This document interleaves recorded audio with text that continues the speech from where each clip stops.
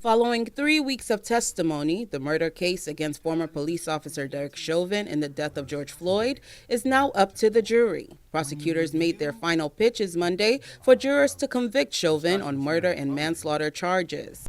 Ultimately, it really isn't that complicated in what it is you have to decide with respect to the excessive use of force and the issue of causation. In fact, it is so simple that a child could understand it. In fact, a child did understand it. Chauvin was captured on bystander cell phone video, pinning his knee on Floyd's neck for more than 9 minutes during an arrest attempt last May. Prosecutors argue that those actions were an unreasonable use of force and ultimately caused Floyd's death. Use your common sense. Believe your eyes. What you saw, you saw.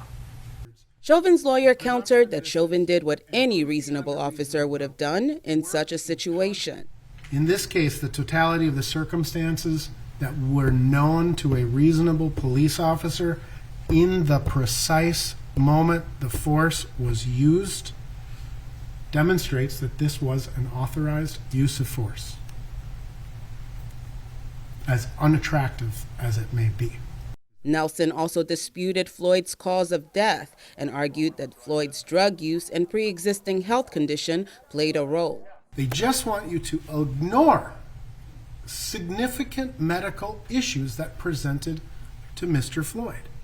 And the failure of the state's experts to acknowledge any possibility at all, that any of these other factors in any way contributed to Mr. Floyd's death defies medical science, and it defies common sense and reason.